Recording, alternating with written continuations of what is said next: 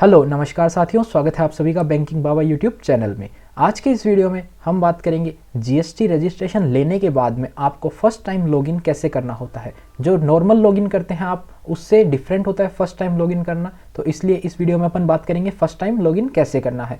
और उसके बाद में आपके पास आता है एक अलर्ट, अगर आप फर्स्ट टाइम लॉगिन करते हैं तो उसमें होता है आपको बैंक डिटेल आपकी डालनी पड़ती है, वो भी अपन इस वीडियो में देखेंगे। और आपको जीएसटी सर्टिफिकेट कैसे डाउनलोड करना है, क्योंकि अगर आपका बिजनेस जितनी भी लोकेशन पर है, हर लोकेशन पर आपको जीएसटी सर्टिफिकेट जो है वो डिस्प्ले करना कंपलसरी है। तो इस वीडियो में अपन देखेंगे कैसे उसको डाउनलोड करते हैं और उसको आप हर लोकेशन पर उसको प्रिंट करके चिपकाएंगे। तो चलिए सबसे पहले अपन देख लेते हैं लॉगिन कैसे करना है। लॉगिन के लिए सबसे पहले आपको यही जीएसटी की वेबसाइट पर आना है और लॉगिन पर क्लिक करना है। जैसे ही आप यहाँ पर लॉगिन पर क्लिक करेंगे, आपके सामने जो है यूज़र आईडी और पासवर्ड तो होगा नहीं, क्योंकि आप फर्स्ट टाइम लॉगिन कर रहे हैं। तो आपको मेल आया होगा, जैसे ही आपका रजिस्ट्रेशन हो जाता है तो आपको एक मेल आता है जीएसटी की तरफ से। उसमें आपके सामने यहाँ पर यूज़र आईडी और पासवर्ड दिया होता है। ये जो पासवर्ड होता है ये टेम्परेरी पासवर्ड होता है, तो इसको आपको चेंज करना पड़ेगा। अपना पासवर्ड आप अपने अकॉर्डिंग डाल सकते हैं। और ये यूज़र नेम होता है, ये भी आपका जो जीएसटी नंबर होता है वही यूज़र नेम आपका फर्स्ट टाइम के लिए दिया जाता है। अगर आप बाद में इसको चेंज करना चाहें तो आप अपने अकॉर्डिंग जो भी सेट रखना चाहते हैं वो चेंज कर सकते हैं। तो आपको ये मेल मिलेगा, वेलकम मेल है। जैसे ही आपका रजिस्ट्रेशन अगर अप्रूव हो जाता है तो इसमें आपके पास जीएसटी नंबर, यूज़र नेम और पासवर्ड होता है। तो यहाँ से आपको यूज़र नेम और पासवर्ड को लिखना है, जो कि आपको कहाँ पर लिखना है। लॉगिन करेंगे आप जैसे ही, तो यहाँ पर आपको ये पूछ रहा है, यहाँ पर नहीं लिखना है। ये देखिए नीचे फर्स्ट टाइम लॉगिन लिखा हुआ है, तो आपको ये फर्स्ट टाइम लॉगिन में यहाँ पर क्लिक हेयर पर क्लिक करना है। इधर आप क्लिक करेंगे तो आपके सामने कुछ इस प्रकार का पेज ओपन हो जाएगा न्यू यूज़र लॉगिन का। यहाँ पर आपको प्रोविजनल आईडी, जो आपको आईडी मिली है यानी जीएसटी नंबर आपको जो प्रोविजनल अलॉट हुआ है, वो यहाँ पर आपको 15 डिजिट वाला लिखना है। और उसके साथ आपको यहाँ पर पासवर्ड लिखना है जो आपको मेल पर आया था। मेल पर आपको यूज़र आईडी और पासवर्ड दोनों आए थे, तो यहाँ पर आपको दोनों लिखकर लॉगिन करना है। जैसे ही आप यहाँ पर दोनों डिटेल लिखकर लॉगिन करेंगे, आपके सामने ये न्यू पासवर्ड के लिए पूछेगा। आपको नया यूज़र नेम सेट करना है, जो भी आपको अवेलेबल मिलता है। देखिए डॉट और अंडरस्कोर, ये तीन चीज़ है जो स्पेशल कैरेक्टर, इनको यूज़ ना करते हुए कोई भी 8 से 15 लेटर का आपको यूज़र नेम सेलेक्ट करना है। अपने अकॉर्डिंग आप यूज़र नेम सेलेक्ट कर सकते हैं, जो आपको अवेलेबल हो, जो आपको पसंद आए आप अपने अकॉर्डिंग रख सकते हैं। पासवर्ड में भी सेम 8 से 15 लेटर का आपको स्पेशल कैरेक्टर यूज़ करते हुए, स्मॉल, लोअर, अपर, ये सारे ये देख सकते हैं आप। इन सबको यूज़ करते हुए आपको अपना पासवर्ड बनाना है नया। ये पासवर्ड आपको याद रखना पड़ेगा। आगे से आप जितने टाइम भी लॉगिन करेंगे तो आपको ये पासवर्ड और ये यूज़र नेम काम आ जाएगा। अगर आप अपना पासवर्ड या यूज़र नेम से कुछ भूल जाते हैं तो उसका भी आपके पास प्रोसेस होता है। तो वैसे ज़्यादातर कोशिश करिएगा आप उसको लिखकर कहीं पर नोट या फिर याद में रख लें, ताकि आपको भूलने की ज़रूरत ही ना पड़े। अगर फिर भी आप भूल जाते हैं तो आप उसको फॉरगॉट पासवर्ड पे कर सकते हैं, जहाँ से आपके पास मेल पर डिटेल आ जाएगी। तो यहाँ पर आप first time new password set कर देंगे और यहाँ पर आपको रिकन्फर्म पासवर्ड सेट करना है। पासवर्ड आप देख सकते हो इस फॉर्मेट में होना चाहिए, 8 से 15 कैरेक्टर का। इसमें एटलीस्ट 1 अल्फ़ाबेट भी होना चाहिए, 1 नंबर भी होना चाहिए, 1 upper case, 1 lower case letter भी होना चाहिए और 1 स्पेशल कैरेक्टर भी होना चाहिए।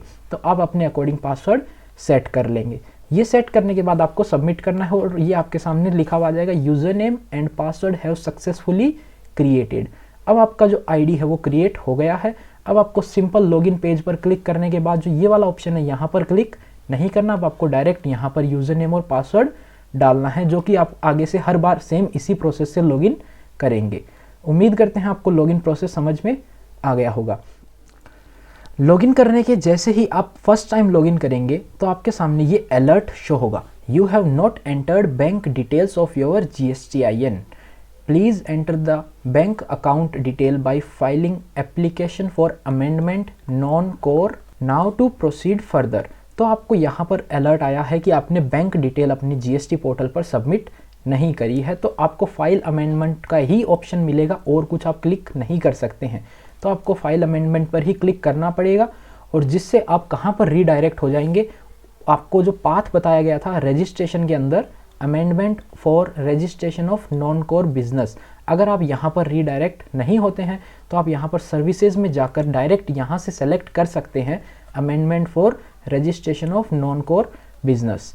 ये आप जाएंगे तो यहाँ पर आपके सामने देखिए जो आपकी डिटेल थी जब आपने रजिस्ट्रेशन के लिए अप्लाई किया था, सेम उसी टाइप का फॉर्मेट आ जाएगा। यहाँ पर ये देखिए बैंक अकाउंट का एक न्यू टैब आ जाएगा। बाकी सेम वही चीज़ें हैं जो आपने ऑलरेडी डिटेल सबमिट कर दी है। अगर आपको इनमें से किसी में भी चेंज करना है तो आप चेंज कर सकते हैं, लेकिन अभी अपन बात करेंगे सिर्फ बैंक अकाउंट अपडेट करने की, यानी बैंक अकाउंट आपको लिंक करने की। तो यहाँ पर आपको बैंक अकाउंट पर क्लिक करना है। जैसे ही आप बैंक अकाउंट पर क्लिक करेंगे आपके सामने ये पूछेगा total number of accounts maintain, आपको कितने अकाउंट्स मेंटेन करने हैं, मतलब आपके पास कितने अकाउंट है जो आप जीएसटी पोर्टल से लिंक करना चाहते हैं। तो यहाँ पर आपका 1 है तो 1 लिख दे, 2 है तो 2, या फिर जितने भी हैं उतने लिखकर ऐड न्यू पर क्लिक कर दे।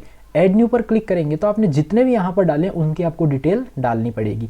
अपन ने 1 डाला तो 1 में आपको यहाँ पर डिटेल डालनी पड़ेगी, account number, type of account, current account है, सेविंग अकाउंट है, या किस टाइप का अकाउंट है आप यहाँ से सेलेक्ट करके चूज़ कर लेंगे।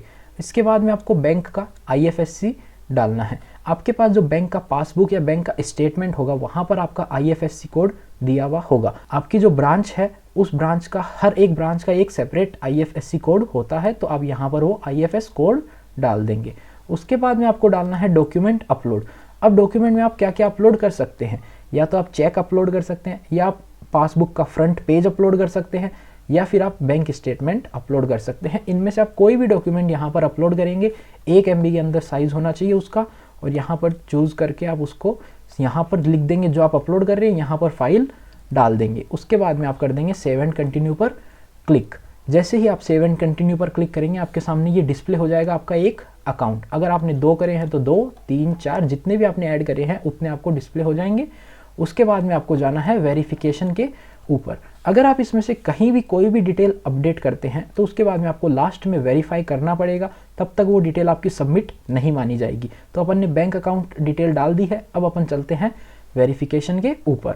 वेरिफिकेशन में जाएंगे, सेम है, यहाँ पर आपको टिक करना है, यहाँ से आपको ऑथराइज सिग्नेटरी का सेलेक्ट करना है कौन है, उसके बाद प्लेस डालनी है, और आपको सबमिट विथ EVC या DSC से जिससे भी आप सबमिट करना चाहे कर सकते हैं। EVC से करेंगे तो आपके पास OTP का प्रोसेस होगा।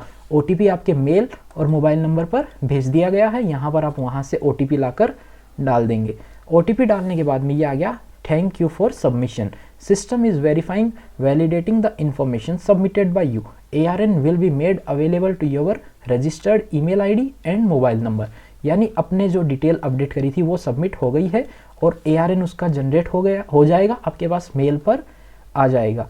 ये डिटेल अपडेट होने के बाद में ये सिस्टम वेरीफाई करेगा आपकी डिटेल, और 1 या 2 दिन के अंदर ये वेरीफाई हो जाएगी डिटेल, और आपका बैंक अकाउंट जो है लिंक हो जाएगा। उम्मीद करते हैं आपको बैंक डिटेल अपडेट करने का प्रोसेस भी समझ में आ गया होगा। अब बात कर लेते हैं अपन GST सर्टिफिकेट आपको कैसे डाउनलोड करना है। तो सबसे पहले क्या करना है, आपको सर्विसेज में आना है। ये आपका GST लॉगिन हो चुका है, यहाँ पर आप सर्विसेज में आएंगे, यहाँ पर आपके सामने यूज़र सर्विस का ऑप्शन होगा। यूज़र सर्विस में आप देखेंगे ये है आपके सामने व्यू डाउनलोड सर्टिफिकेट्स। आपको कोई भी सर्टिफिकेट डाउनलोड करना हो तो आप यहाँ पर आएंगे। यहाँ पर आने के बाद देखिए अभी अपने पास जो अवेलेबल सर्टिफिकेट है वो है रजिस्ट्रेशन सर्टिफिकेट ही एक अवेलेबल है। TDS सर्टिफिकेट भी है, अगर आप उसको डाउनलोड करना चाहें तो उसका अलग प्रोसेस होता है। रजिस्ट्रेशन सर्टिफिकेट में आपके देखिए इशू डेट यहाँ पर मेंशन है और यहाँ पर आपको डाउनलोड का ऑप्शन दिया हुआ है। आप इस पर क्लिक करेंगे, आपका सर्टिफिकेट जो है डाउनलोड हो जाएगा। और ये जो कंपलसरी है आपको बता दिया है, जैसा कि हर लोकेशन पर जहाँ जहाँ आपकी बिजनेस की लोकेशन है वहाँ पर ये डिस्प्ले करना कंपलसरी होता है। तो आप इसको डाउनलोड करके जिस दिन से आपका बिजनेस स्टार्ट हुआ है उसी दिन आपने रजिस्ट्रेशन लिया होगा और तब से आपको ये डिस्प्ले करना कंपलसरी हो जाता है जैसे ही आपका रजिस्ट्रेशन सर्टिफिकेट आ जाता है। तो आप इसको डाउनलोड करके अपनी लोकेशन पर डिस्प्ले कर देंगे। उम्मीद करते हैं आपको ये वीडियो पसंद आई होगी। अगर वीडियो पसंद आई हो तो लाइक कर देना, चैनल को भी सब्सक्राइब कर देना। मिलते हैं आपसे अगले वीडियो में, तब तक के लिए गुड बाय।